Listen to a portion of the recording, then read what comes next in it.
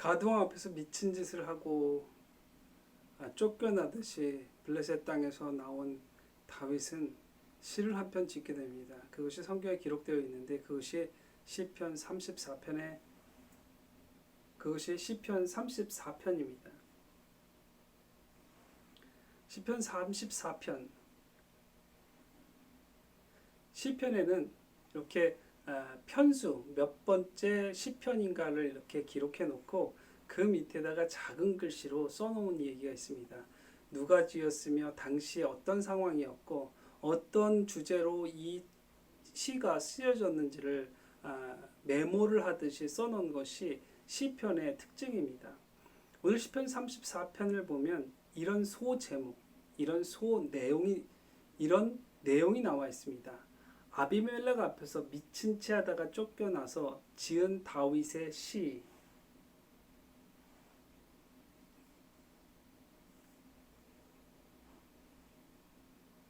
라고 써 있습니다. 그가 쓴 시를 보면 이렇습니다. 내용은 내가 여호와를 항상 송축하며 그를 송축함이 내 입에 계속하리로다. 내 영혼이 여호와로 자랑하리니 곤고한 자가 이를 듣고 기뻐하리로다. 나와 함께 여호와를 강대하시다며 함께 그 이름을 높이세. 내가 여호와께 구하매 내게 응답하시고 내게 내 모든 두려움에서 나를 건지셨도다.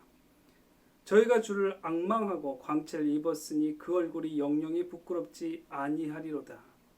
이 공고한 자가 부르짖음에 여호와께서 들으시고 그 모든 환난에서 구원하셨도다. 여호와의 사자가 주를 경외하는 자를 둘러 친치고 저희를 건지실 여호와의 사자가 주를 경외하는 자를 둘러 진치고 저희를 건지시는도다. 너희는 여호와의 선하심을 맛보아 알지어다. 그에게 피하는 자는 복이 있도다. 너희 성도들아 여호와를 경외하라. 저를 경외하는 자에게는 부족함이 없도다. 아멘.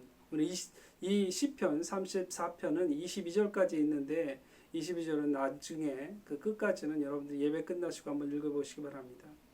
오늘 이 시편을 보면 처음서부터 내가 여호와를 항상 송축하며 그를 송축함이 내 입에 계속하리로다 라고 얘기합니다. 이 시편을 그저 우리가 사전 지식 없이 이 시편을 접하게 되면 이 시를 기록한 이가 하나님의 굉장한 은혜를 받고 우리가 생각하는 것처럼 하나님이 정말 로또를 주셨든지 아니면 정말 어떤 큰 복을 주셔서 감당할 수 없는 기쁨 속에서 이 시편을 썼는가 보다 할 정도로 그렇게 썼습니다. 내 영혼이 여호와로 자랑하리니 곤고한 자가 이를 듣고 기뻐하리로다. 내 영혼이 여호와를 자랑한다고 얘기합니다. 하나님께서 행하신 일을 내가 자랑한다고 얘기합니다. 그런데 우리는 잘 알잖아요. 22절에 사무엘상 22장에 나와 있는 것처럼 그는 살려고 목숨을 부지하려고 미친 채 하고 침을 흘려서 그 긴 수염을 타고 흘러내리게 했을 뿐 아니라 벽에 등을 긁으면서 적국에서 미친 채 하여서 살아남은 아주 비굴한 인생이요. 정말 비루한 인생같이 보입니다. 그런데 그는 어떻게 했냐면 그 일로 말미암아 하나님을 송축하고 송축했습니다. 그리고 그 영혼 깊은 곳에서 진심으로 이전에 내 영혼이 여호와를 자랑하리니 이 말은 정말 내 깊은 마음에서 내 진심을 가지고 하나님을 자랑한다 그럽니다. 그러니 이 자랑 소리를 듣고 지금 괴로운 가운데 있는 자가 듣고 하나님 그러신 분이구나 하고 기뻐해라 라고 얘기하고 있습니다. 나와 함께 여호와를 광대하시다며 함께 그 이름을 높이세. 지금 공고한 중에 어려운 중에 빠져 있는 성도가 있습니까? 나와 같이 그 어려움 가운데 하나님을 찬송합시다라고 얘기합니다. 지난주에 제가 말씀드렸던 것처럼 우리는 하나님 앞에 감사하는 인생을 살아야 됩니다. 이 감사라는 것은 무엇이라고 말씀드렸습니까? 감사는요, 하나님은 정말 하나님이십니다 라고 고백하는 것입니다. 하나님, 지금 내가 이 어려운 가운데, 이 우중충한 가운데 있습니다. 그러나 하나님께서 이 어렵고 힘든 이 과정을 하나님께서 선한 일로 바꾸시고 그 일로 내가 이 일로 말미암아 나중에 하나님을 찬송할 것입니다 하고 미리 하나님을 찬송하는 것입니다. 하나님 앞에 감사하는 것입니다. 이것이 감사의 원뜻입니다. 다윗은 그 인생을 통해서 하나님이 어떤 분이신가를 알았습니다. 다윗은 하나님이 어떤 분으로서 자신의 삶을 이끌어서 지금 자신이 당하고 있는 환난과 이 고난을 어떻게 바꾸셔서 하나님이 선하게 인도하실 걸 알았습니다. 그래서 그는 미친 채하고 생명을 보존하고 나왔을 때에 여러분 한 나라의 왕이요, 한 나라의 사울이 죽은 자는 천천히요 다윗이 죽은 자는 만만이라고 칭송을 받고 찬송을 얻었던 사람이 그 비루한 지경에 나왔을 때 어떻게 그 마음속에 눈물이 가득 차고 그 마음속에 통곡이 쏟아질 텐데 오히려 그는 하나님을 찬송하고 하나님께 영광을 돌립니다. 그러면서 아주 찬송의 정수지요. 우리가 8절에 보면 이런 말씀으로 하나님을 찬양합니다. 너희는 여호와의 선하심을 맛보아 알지어다.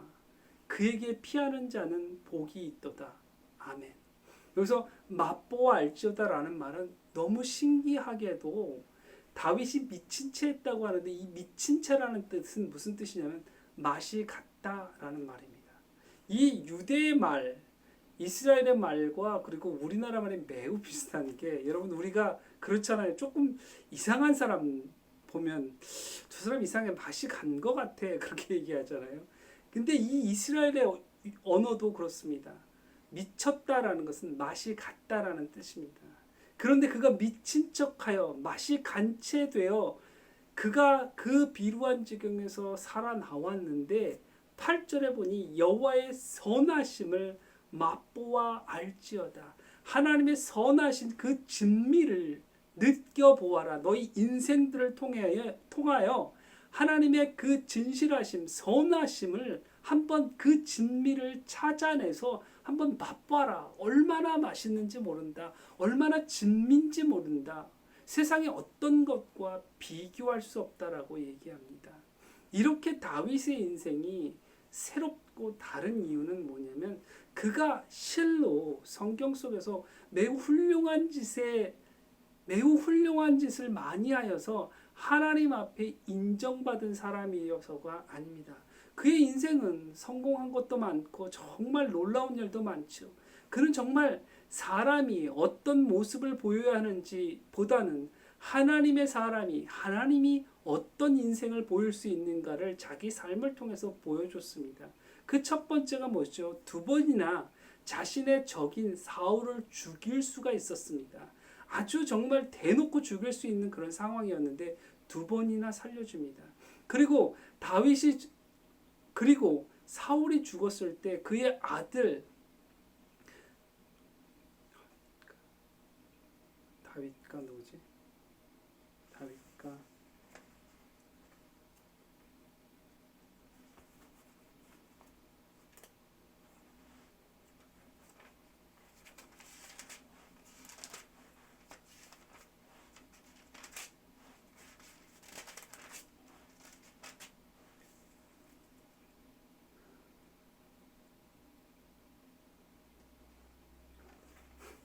그리고 사울과 요나단이 전쟁에서 죽었다는 소식에 비통해하며 그들의 죽음을 수습하고 그들의 자손들을 돌아보는 실로 따뜻한 마음을 보입니다. 이것은 사람의 마음속에서 나온 것이 아니라 하나님의 모습으로 하나님께서 마치 우리 인생을 통해서 우리 성도들이 무엇을 보여줄 수 있는가를 그의 심령에 심으셔서 보여주는 인생이었습니다. 그러나 그의 인생은 여러 가지로 어려움과 여러 가지로 굴곡이 있었던 것처럼 그의 인생은 우리가 환상처럼 가지고 있는 것처럼 편견처럼 가지고 있는 것처럼 그렇게 쨍한 모습만 가지고 있는 것은 아닙니다. 오늘 21장의 말씀을 보면 처음에 시작되는 말씀이 이렇습니다. 그가 사울에게 쫓겨서 도망을 갑니다. 도망을 갈 때 노비라는 지역에 가서 거기 제사장으로 있었던 아히멜렉을 만납니다. 너무 황급히 도망오는 바람에 수종들은 종도 몇 명 데리고 나오지 못하고 무기조차도 챙기지 못하고 헛겁지겁 나왔습니다. 너무 급하게 도망치느라 끼니도 때우지 못해서 배고픈 상태로 첫 번째 그 노베 가서 아히멜렉 대제사장을 만났을 때 그에게 청한 것이 무엇이냐면 당신한테 음식이 있습니까? 먹을 게 있습니까? 좀 내놓아서 내 이 허기를 좀 채워주십시오 그럽니다. 아히멜렉이 그렇게 말하죠. 여상한 아히멜렉 그렇게 말하죠. 음식은 가지고 있는 게 없는데 진설병이 있습니다. 얘기합니다. 진설병은 무엇이냐면 일주일 동안 하나님의 그 제단 앞에 이렇게 진설해 놓은 디스플레이 해 놓는 떡입니다. 말이 떡이지요. 끝에 병자가 들어가면 무슨 뜻입니까? 아주 납작하게 만든 부침개 같은 거예요. 아주 납작하게 만든 아주 조그마한 그 과자 같은 거예요. 이렇게 입에 집어넣으면 부서지는 칩과 같은 거 그거 12개 있습니다. 그렇게 얘기합니다. 근데 그 진설병은요. 이 일주일에 한 번씩 새로 안식일 날 놓고 그리고 그것을 물려서 새로운 것을 놓습니다. 그래서 이렇게 바꾸죠. 근데 이것은 버리거나 태우거나 해야지 일반인이 먹으면 안 됩니다. 제사장은 먹을 수 있습니다. 근데 제사장만 먹을 수 있는 이것을 먹습니다. 누가요? 다윗이 먹습니다. 다윗이 먹을 뿐 아니라 다윗과 함께 도망 나왔던 수종드는 종들과 같이 나누어 먹어요. 그리고 칼 한 자루도 가지고 나오지 못해서 자기가 죽인 골리앗의 칼이 거기서 보존되어 있는데 그 칼을 가지고 도망을 갈 정도로 황급히 도망 나옵니다. 여러분 무엇이에요? 제사장밖에는 먹을 수 없는 진설병을 먹었어요. 이걸 먹으면 죽는다고 성경에 기록되어 있습니다. 근데 다윗은 그 자리에서 즉시로 죽지 않습니다. 사울은 하나님 앞에 어떻게 그렇게 미움을 받게 되었냐면 사무엘상 15장에 보면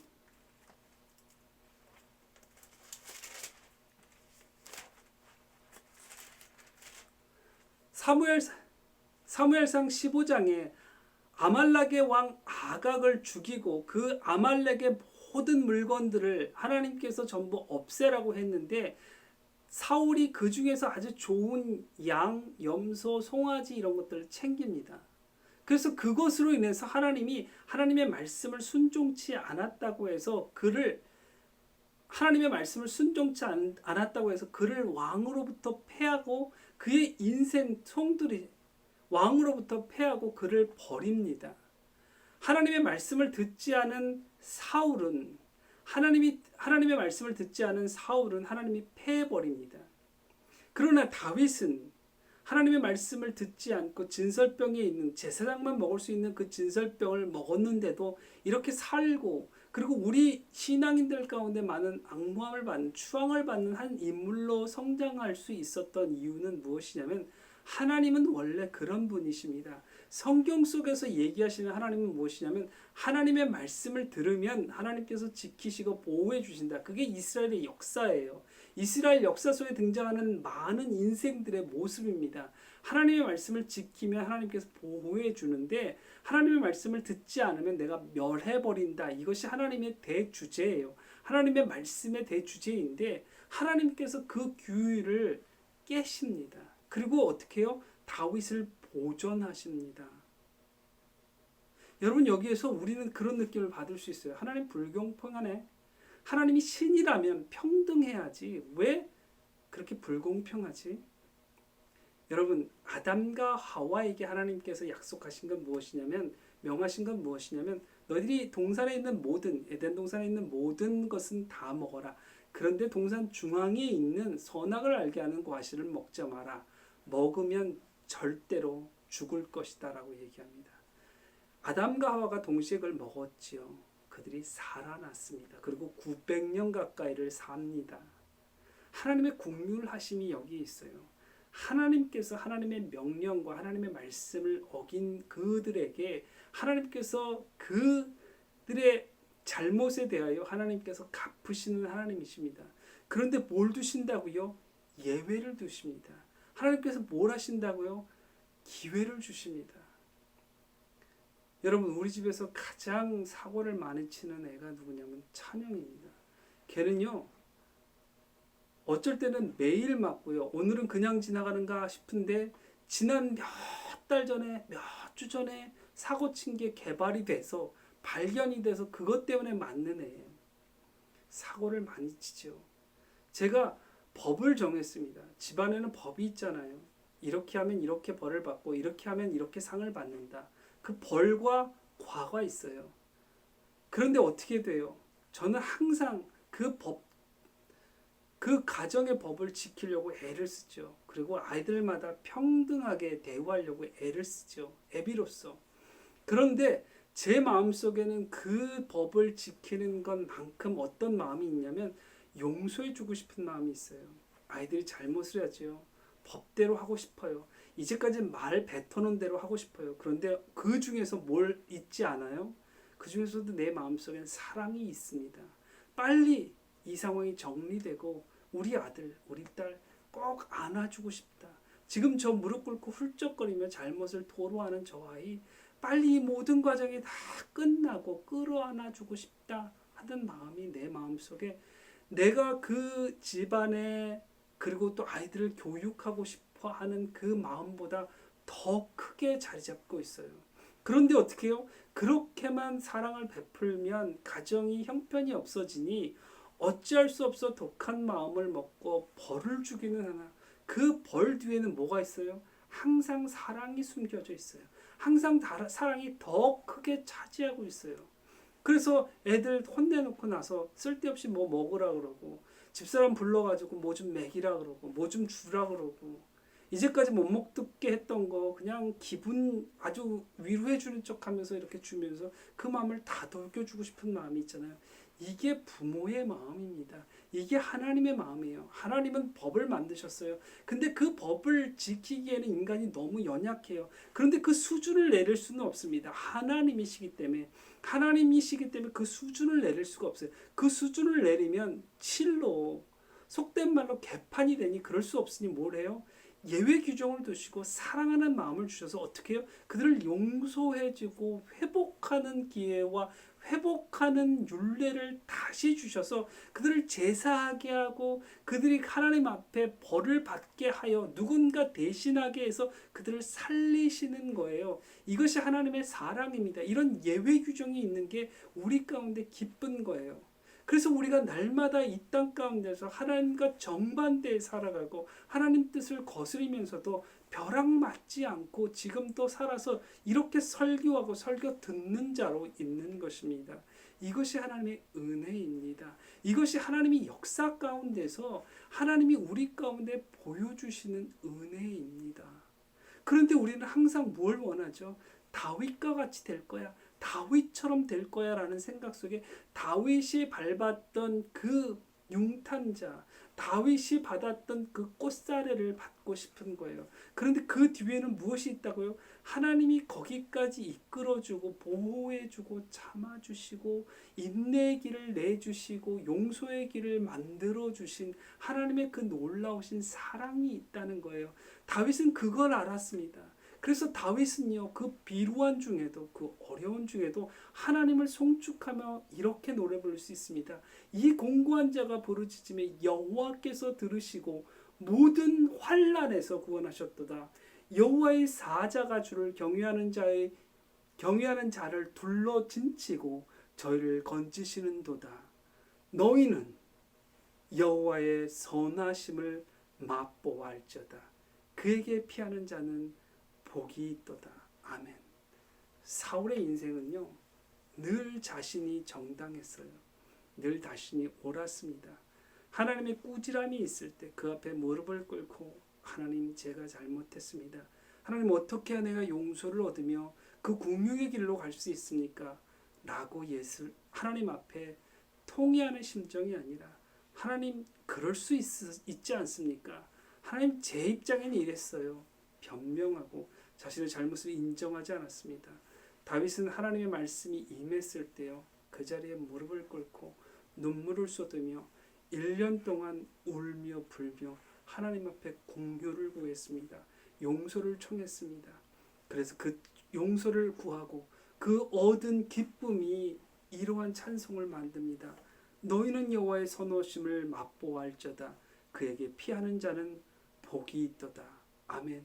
여러분, 오늘 이 귀한 말씀이 여러분들의 인생과 여러분들의 삶 가운데에 하나님 앞에 내보여주고 하나님 앞에 표현되어지고 하나님을 맛보아 아심으로 이 땅 가운데 여호와 앞에 날마다 피함으로 복된 인생, 실로 이 세상이 말하는, 이 세상이 보여주는 복이 아닌 하늘의 신령한 복 가운데 하나님의 그 진미를 맛보아 아시며 체험하시는 귀한 성도 여러분 되시길 주의 이름으로 부탁드리겠습니다.